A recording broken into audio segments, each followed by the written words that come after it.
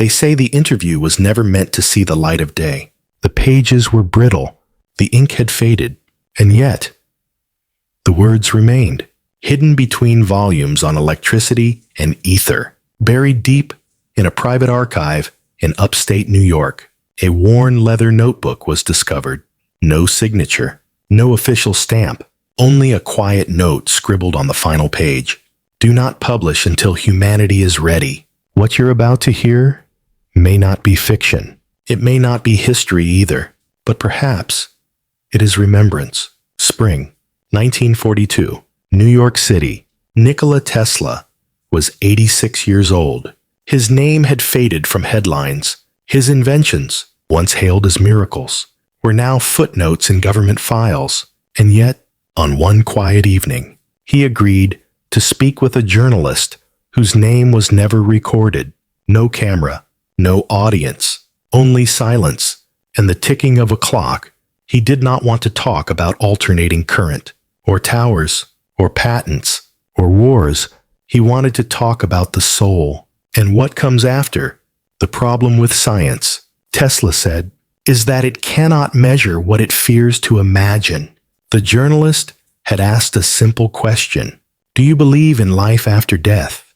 Tesla paused, then whispered, believe. No. I remember. He spoke of light, not the kind we see with our eyes, but the kind that sees us through memory, through love, through death. He said, matter is condensed light, that we are not bodies with consciousness, but consciousness slowed into form. He said death is not a wall, it's a change in frequency. As he talked, the air thickened. The room grew still, as if it, too, was listening. And perhaps something else was, because Tesla didn't speak like a man theorizing. He spoke like someone who had been there, to the edge, and beyond. He described moments when time lost its grip, when he left his body not in dreams, but in full awareness, and floated above the city. He remembered the lights of Manhattan blinking like Morse code from another dimension. He remembered standing in a lab, but hearing a voice not his own say, "You are not the machine. You are the music." Throughout the conversation, the journalist tried to stay grounded, tried to tether Tesla's words to the known laws of physics. But Tesla smiled. Laws, he said. Even gravity is temporary in the face of soul memory. He spoke of invisible threads that connect souls across oceans, of devices he built not to power cities, but to catch the echo of thought after the body is gone. He called them receivers of silence, not machines, not radios, but instruments designed to listen to the music of those who had crossed over. What you are about to hear is not just an interview. It is a mirror, not to show you who Tesla was, but to remind you of who you are. A field of light, a note in an endless song, a soul that has simply forgotten its own rhythm. So take a breath, let go of needing to understand everything. Let this be a conversation between your present and your remembering. Tesla once said, "We are eternal, not by body, by vibration." And if, somewhere deep inside, you've always felt there was more than the grind, more than the loss, more than what they told you, then maybe, just maybe, this is the moment your soul has been waiting to remember. The dawn was rising when he finished speaking. The room was quiet. The tape recorder clicked, and in that silence, he whispered, "Only this, love, is what survives the shift in frequency." And for the first time that night, the journalist cried, not from fear, but from finally feeling home. The room was dim, just a single lamp in the corner, humming faintly like a heartbeat. Tesla sat near the window, fingers folded, eyes distant, as if part of him no longer lived in this world. And perhaps that part had already left. The journalist hesitated before speaking. He had come prepared to ask about wireless energy, about the Wardenclyffe Tower, about government secrets, but something about Tesla's presence made those questions feel irrelevant. too small for the silence in the room. So instead, he asked, "Do you think the soul is real?" Tesla didn't answer right away. He closed his eyes, took a slow breath, and then, with a voice soft and unwavering, he said, "I know the soul exists because I've seen it leave."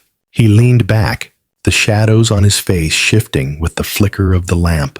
"Energy does not vanish," he continued, "not when a star dies, not when a body stills. It transforms, and what we call the soul is the most delicate transformation of all." The journalist began to write, but Tesla raised a hand gently. "Don't write with your hand," he said. "Write with your memory, because what I'm about to tell you will not fit on paper. It lives in the spaces between words." He spoke then of a night in 1899 in his Colorado lab. While experimenting with resonant frequencies, something happened. "I felt myself pulled upward," Tesla said, "but not in body. In attention, in presence. My instruments were still below me, but I was elsewhere." He described watching his own hands move from above. He saw the curve of the mountains beyond the window, the arc of stars moving slightly across the sky. And then, in an instant, he was back. The journalist leaned in. "A hallucination?" Tesla shook his head slowly. "No, I checked the readings. The frequency I was testing, 783 hertz, was the resonance of Earth itself, the Schumann frequency. I had tuned into the consciousness of the planet, and in that moment, I became separate from my body, but not from myself." He paused. The clock ticked once, then twice. Tesla looked at the window, at the faint reflection of his older self.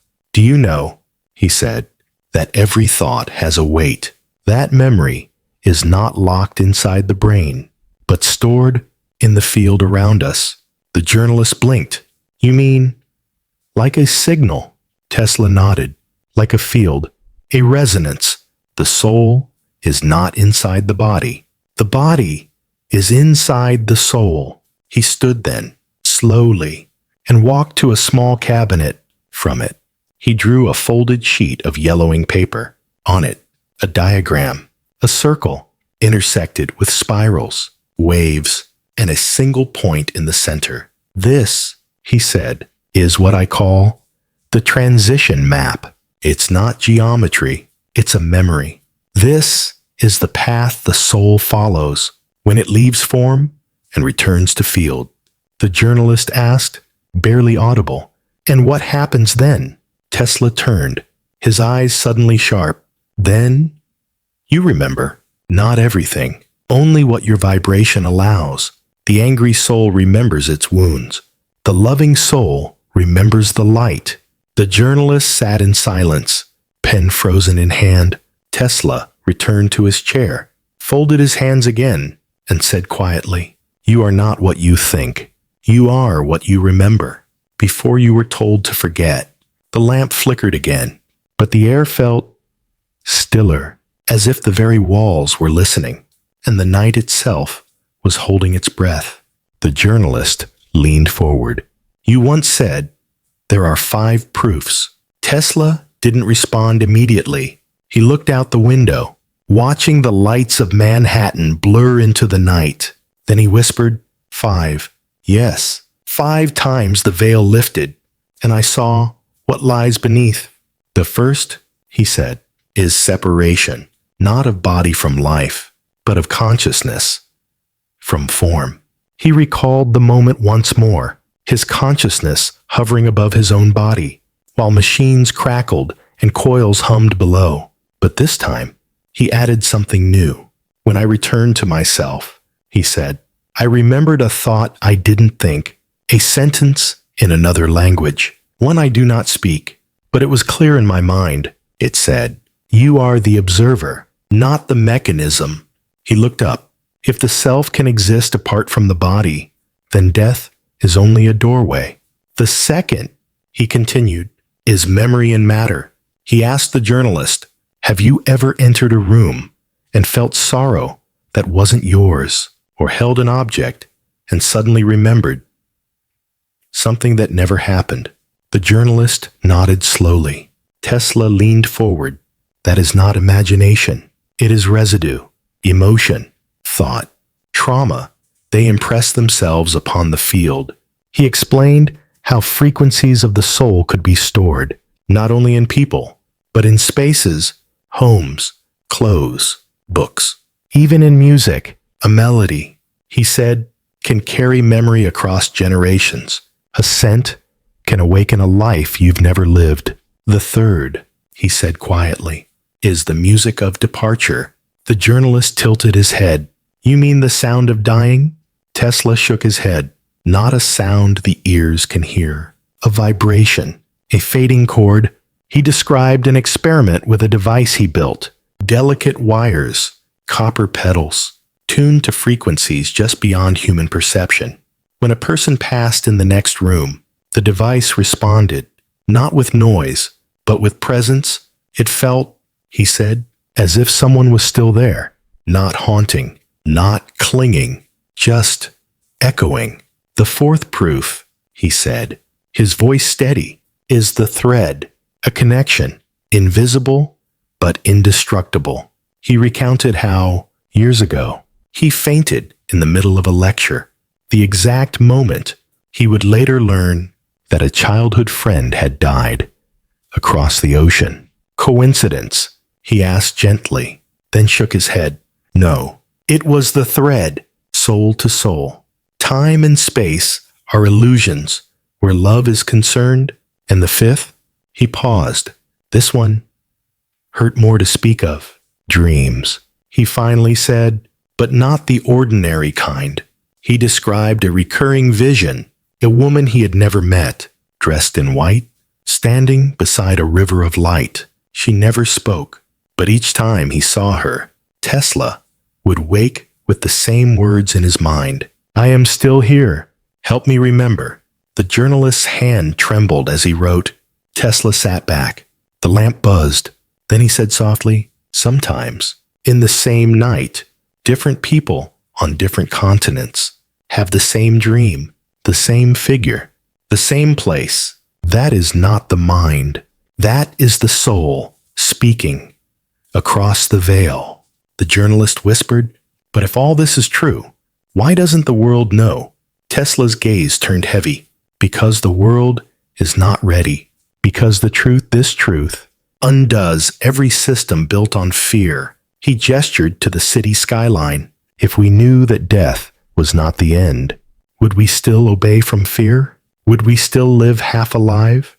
Would we still forget who we are? Silence followed, not empty, but full, as if the air itself was remembering something long forgotten.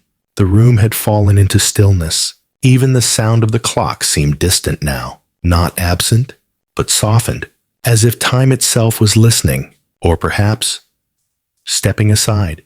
The journalist stared at Tesla. There was more he wanted to ask, but somehow he knew the next part would not come from a question. It would come as a confession. Tesla stood up again, slowly. His hands trembled, not from age, but from something deeper, a kind of reverence. He walked to a tall wooden cabinet in the corner, unlocked a drawer with a key that looked hand-cut, and retrieved a small metal cylinder. It was no larger than a coffee mug, worn, dull, etched with strange symbols like runes or equations made of light. He held it with both hands, as if holding the breath of something that once lived. This, he said softly, is the echo catcher. The journalist blinked. What does it do? Tesla turned it slowly in his palm. It doesn't record sound. It doesn't see light. It listens to the field. He sat down, placed the cylinder between them on the table, and continued, after the body dies, most people think everything fades. The voice, the breath, the thought. But that is an illusion. There is a residue left behind, not of noise, but of intention. He tapped the cylinder gently. I built this to find that residue. At first, he said, it did nothing. But then, on a night when he had stopped trying to measure, and simply allowed himself to feel. The device pulsed, not with light, not with heat, but with something else. I closed my eyes, he said, and I heard a phrase, not in sound, in sensation. It said, I am still here. Help me remember. The journalist's voice cracked. Who was it? Tesla looked down. I don't know, but they felt familiar, as if I was speaking to someone I had once been, or would one day become. He went on to explain what he called the soul field, an invisible layer surrounding every living being, carrying emotion, memory, pain, longing, not localized, not confined to the brain or the heart, but everywhere, interwoven with the fabric of space itself. We don't emit this field, he said. We are born from it. The journalist scribbled down terms: ether, resonance, vibration. But Tesla only smiled. You can't write the field into words. You can only tune into it. Like a radio, but instead of sound, you receive knowing. He described how different frequencies corresponded to different states of consciousness. One range for grief, another for memory, a third for communion with the dead. I've tuned into all three, he said, and what I found was not silence, but music. Not music with instruments, but with meaning. The journalist sat still. The cylinder between them seemed to hum. Or perhaps it was the silence itself, growing fuller with every word. That's why they feared this, Tesla added, not because it threatens science, but because it threatens control. He leaned closer. A human being who knows that they are more than a body cannot be ruled by fear. The journalist whispered, What happened to the echo catcher? Tesla touched the device gently, as if it were alive. They tried to take it. I hid it. And tonight, I've brought it back into the light. He looked at the journalist with a kind of finality, not sorrow, not fear, but clarity. I will soon be gone, he said. But this must remain, not for proof, but for memory, because what we forget, we become outside. The city moved like a distant dream, but in that room, something ancient had awakened. A field, a truth, a frequency that speaks not in words, but in remembrance. The cylinder sat quietly between them, but the room no longer felt quiet. It felt full, not with sound, not with presence, but with something deeper, as if unseen eyes were watching, waiting. Tesla's gaze grew distant. He wasn't looking at the journalist anymore. He was looking through him, beyond him, into something neither past nor future, but in between. Not every soul moves on, he said, his voice now low, almost fragile. Some remain, not because they were punished, but because they are afraid.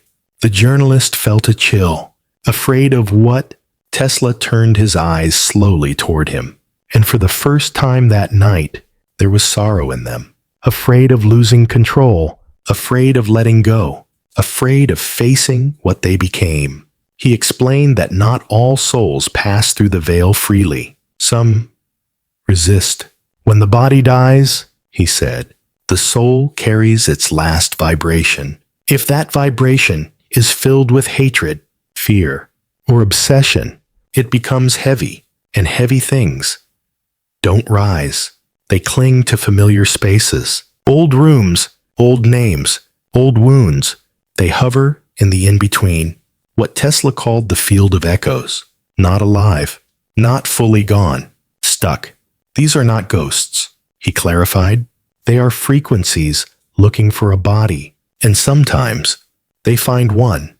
The journalist's breath caught. You mean possession? Tesla shook his head.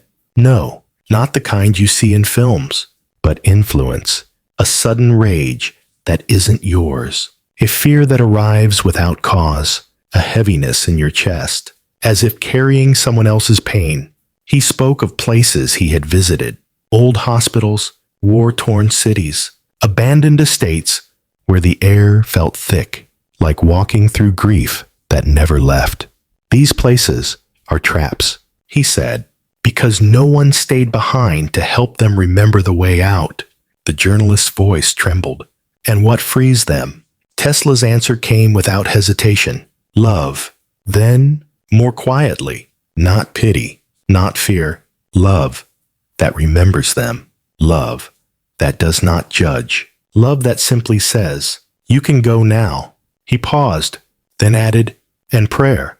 The journalist blinked. "Prayer? I thought you didn't follow religion." Tesla smiled faintly. "I don't follow religion, but I understand frequency and prayer. When it comes from the heart, not the mouth, is the highest resonance a soul can receive." He looked back at the cylinder. "There were nights," he said, "when I tuned the echo catcher into spaces where pain had lingered. I didn't hear voices, but I felt longing, a longing to be released. And when I whispered, 'You are forgiven,' the silence shifted." The journalist swallowed hard. There was something deeply maternal in the moment, as if Tesla wasn't just a scientist, but an old soul remembering how to midwife others. Across the dark, why don't more people know this? The journalist asked, barely above a whisper. Tesla looked down. Because we are afraid of death, and because we are afraid, we pretend the soul is a myth. He stood again, hands clasped behind his back. But the soul is not a myth. It is the only real thing about us. He turned slowly toward the window, and when we begin to remember that, we stop fearing the dark, and we begin to bring others home. Outside, the wind moved through the streets like a memory. Inside, the field shimmered, not in light, but in recognition. The air in the room felt different now, not heavier, not colder, but clearer, as if something had lifted. A fog, a veil, a weight that had lingered for lifetimes.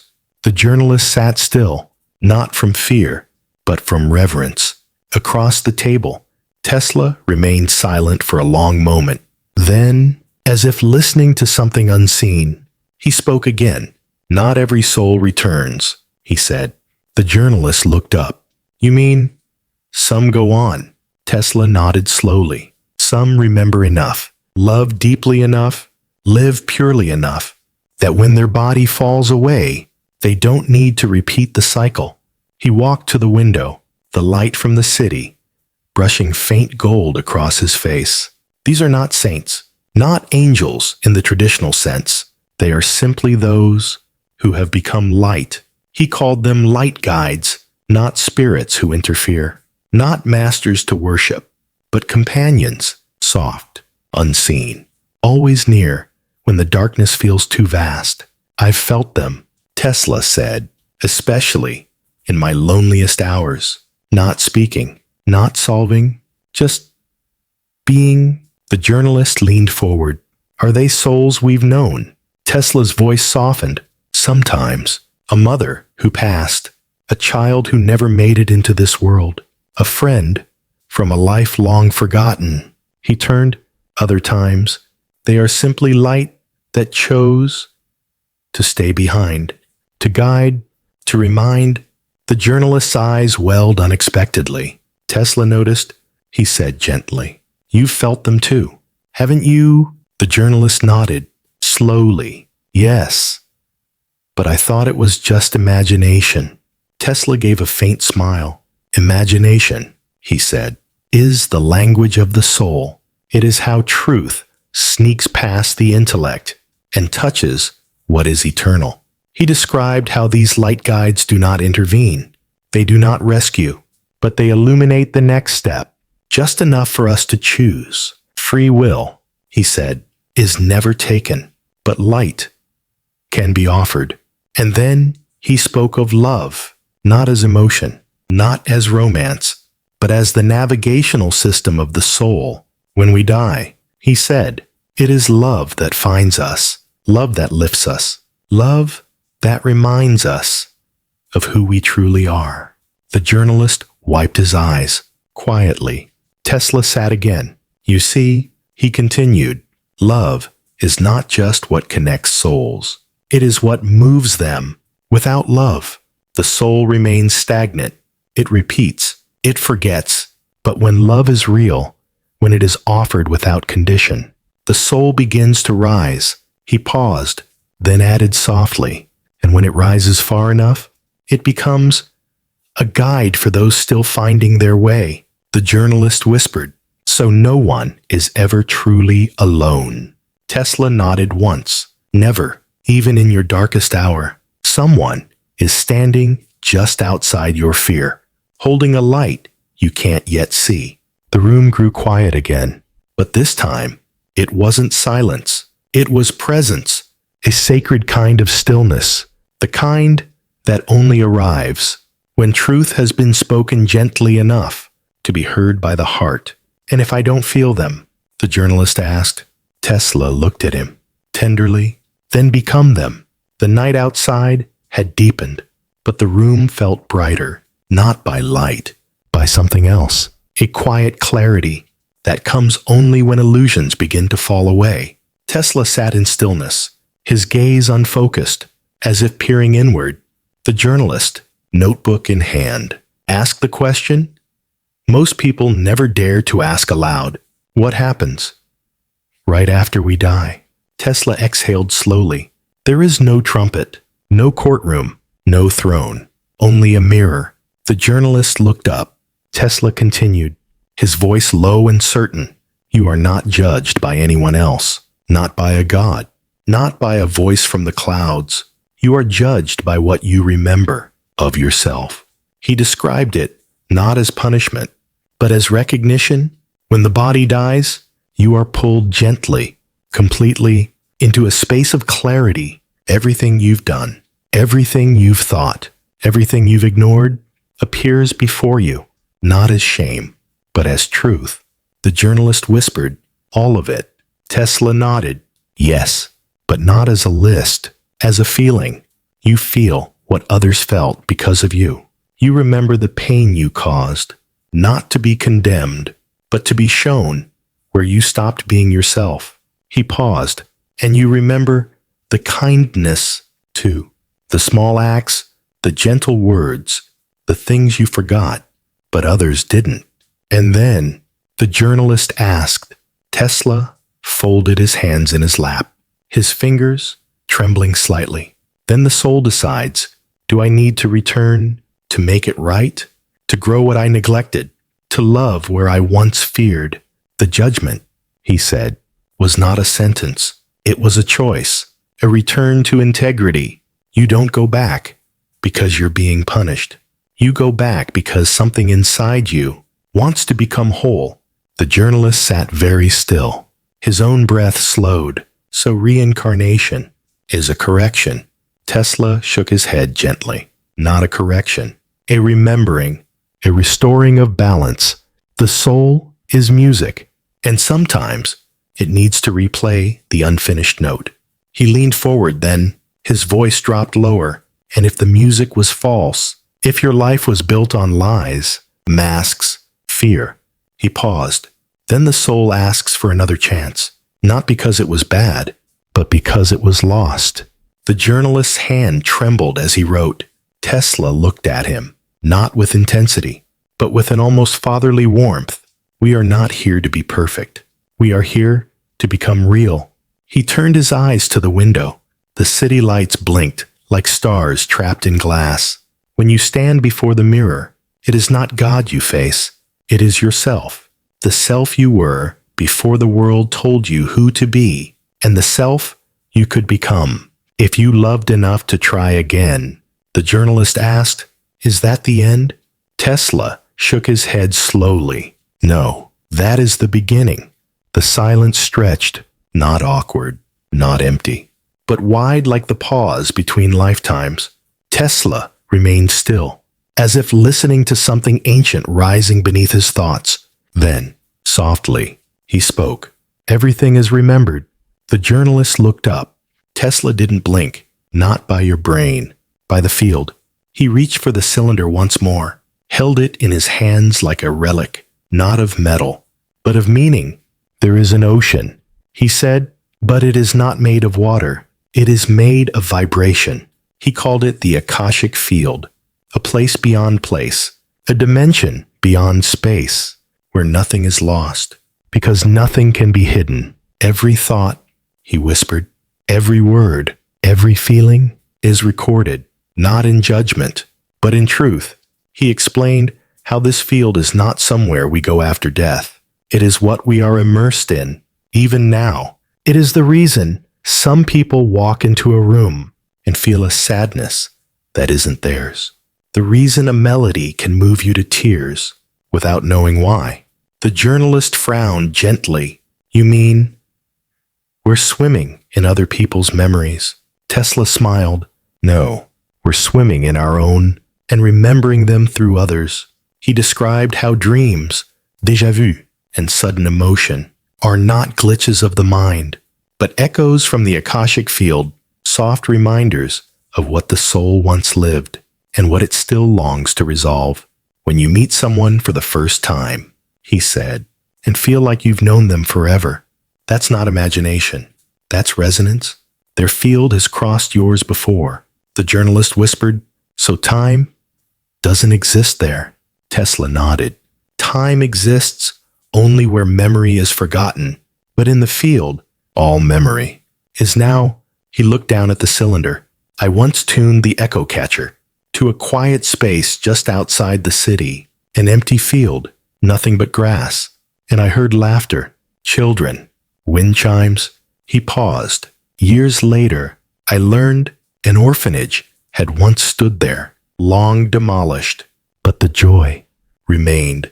The journalist leaned back, overwhelmed, and we carry all of this in us. Tesla looked at him kindly. We are made of it. You are not just who you remember now. You are who you have always been, and who you have always loved. He stood once more, his shadow long across the floor. The Akashic field, he said, is not a library. It is a mirror made of music. And when your soul begins to hum with truth, you start to hear the song you wrote long before you were born. Outside, the wind moved gently. Inside, the truth settled like light through old glass. The clock in the corner had stopped ticking, or maybe time had paused for something else to speak. Tesla stood by the window, watching the shadows drift along the street below, not as obstacles, but as reminders. The journalist's voice was softer now, almost reverent. Are all souls meant to return to the light? Tesla didn't answer right away. He placed his hand gently against the glass, as if touching a world just out of reach. Some do not move on, he said at last, but not because they are punished, because they are waiting. The journalist leaned forward. Waiting for what? Tesla turned. His voice was low, still, like twilight resting on the edge of silence. For someone who can hear them, feel them, remember them. He spoke of the in-between, a realm neither here nor fully beyond, a layer of existence, not visible to the eye, but sensed in the stillness between breaths, in the sudden chill on a warm day, in the ache you can't name. These are the souls who linger, he said, not because they are dark, but because they are unfinished. They may have died in fear, or in anger, or in confusion so deep they forgot who they were at the moment of passing. And when memory collapses, Tesla explained, the soul cannot navigate. It circles, repeats, waits. The journalist looked haunted. Is that what we call ghosts? Tesla shook his head gently. Ghost is too simple a word. These are fragments of awareness, echoes with intention, not evil, just lost. He spoke of walking once through an old battlefield in the countryside. There was no one there, he said, but the ground still remembered. The trees held grief, like breath held too long. And in the wind, I felt a presence whisper. I never got to say goodbye. He looked at the journalist. Have you ever cried? For no reason. Felt sorrow. That didn't belong to you. The man nodded slowly. Then you've been close. To someone who waits, Tesla sat down again. Most of them don't want to stay. They want to be found, not with logic, not with fear, but with the kind of stillness that only love can create. He spoke of thin places, moments where the veil is soft, a candle flickering for no reason, a familiar voice in a dream, the scent of someone long gone, a quiet knowing in the bones. They are not haunting you, Tesla said. They are asking to be remembered, and then, more quietly, to be released. The journalist asked, "How do we help them?" Tesla's response was gentle, almost like a prayer.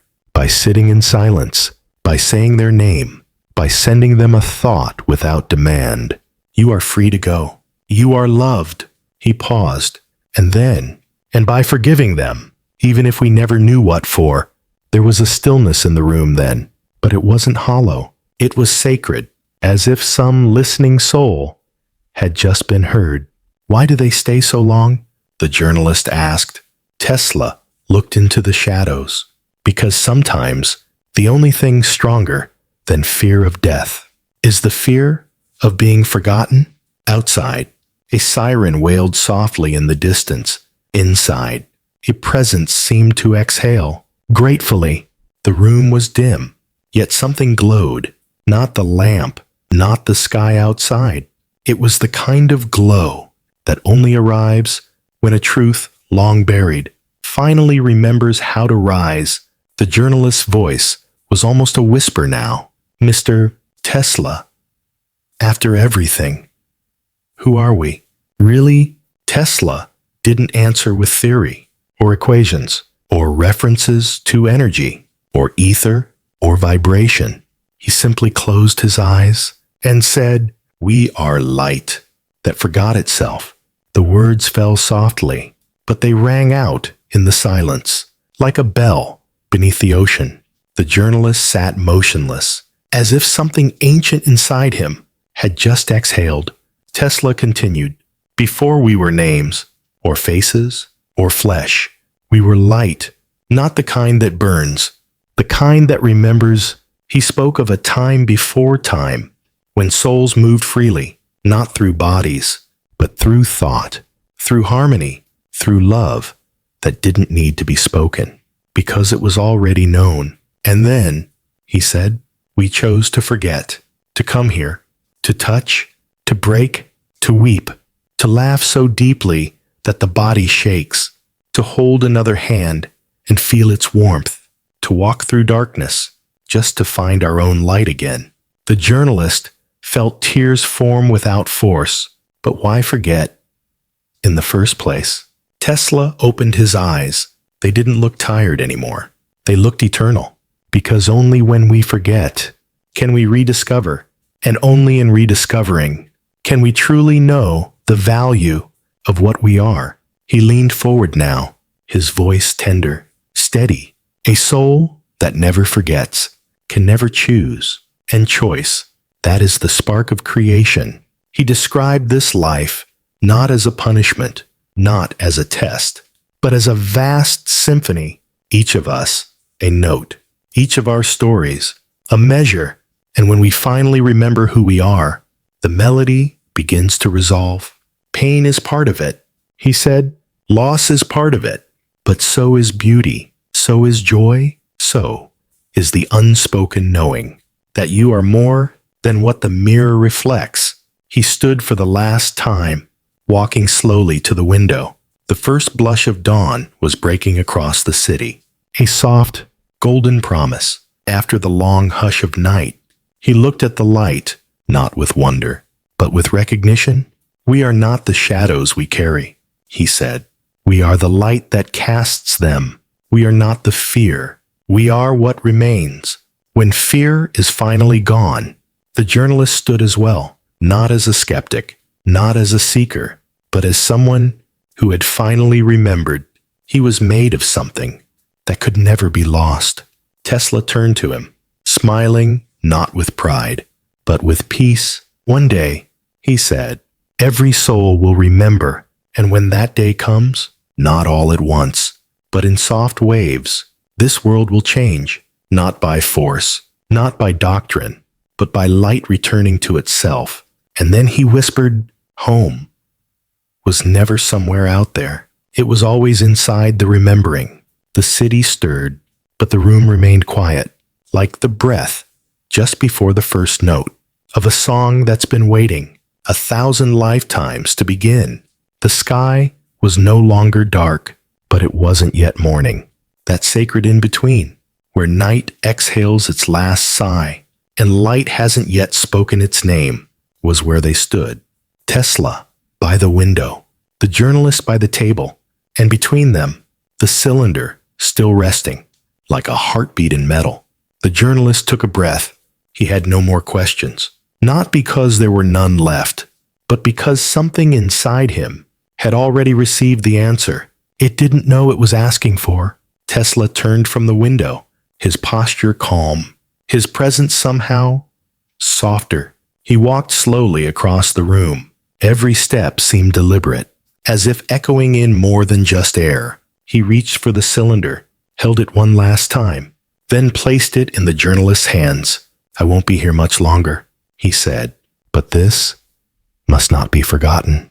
The journalist looked down at the object, now warm in his palms. It hummed just faintly, as if whispering a language only the soul could translate. "What am I supposed to do with it?" he asked, almost afraid of the answer. Tesla smiled, not with expectation, but with trust. "Keep it close and listen, not with your ears, with your life." The journalist nodded, though his eyes glistened. Tesla's gaze turned gentle. "You don't need to convince anyone. Just remember, because when one soul remembers, the world begins to heal." He stepped back, and the room changed. It didn't grow darker. It didn't grow lighter. It grew still, like the very air was bowing to something unseen, but deeply, deeply felt. "And if no one believes," the journalist whispered. Tesla looked up, and for the first time, his voice trembled, not with weakness, but with something sacred. "Then be the one who holds the memory until they're ready." There were no goodbyes, no final handshakes, just silence, so full of presence that it felt like love itself. The journalist left the room quietly. When he reached the street, the sun had begun to rise, but something in him had already risen. He walked with no destination, only a sense of knowing, not where he was going, but who he was. Years would pass. The cylinder would remain hidden. Voices would come and go. Wars, technologies, doubts, silence. And then one day, nearly a century later, the words you are reading now would surface, not by accident, but by alignment, because the soul does not forget. It only waits for the right heart to remember. So if these words touch something in you, some quiet ache, some beautiful longing you can't quite name, maybe that's because a part of you already knew, already heard, already lived this truth long ago. And if you're still here, reading these final lines, then perhaps you are the one Tesla was speaking to all along. He once said, "We are eternal, not by body, but by vibration. The soul is music, and death is not a pause. It is a change in key. Now the key is yours, and the next note is waiting." Perhaps what traps the soul is not death, but forgetting, not forgetting others, but forgetting ourselves, forgetting that we were once light, forgetting that beyond the pain, freedom is quietly waiting. To be remembered, Tesla didn't just leave us with a device. He left us with a sacred question. How can the soul ever be truly free if it no longer remembers who it is? In the next episode, we'll step deeper into the ancient space of soul memory, into the Akashic records, the silent field where every thought, emotion, and action is stored like the everlasting music of the soul. And maybe, as we learn to listen again, we won't just heal ourselves, we'll help others find their way back to the light. If something in these words touched you, leave a comment below, not for the algorithm, but for the souls who are listening through you. And if you'd like to continue this journey with us, subscribe and turn on the bell, because sometimes a single sentence heard at the right moment can awaken an entire lifetime. We'll see you in the next chapter. Tesla and the Akashic Records. Why the soul must remember to be free.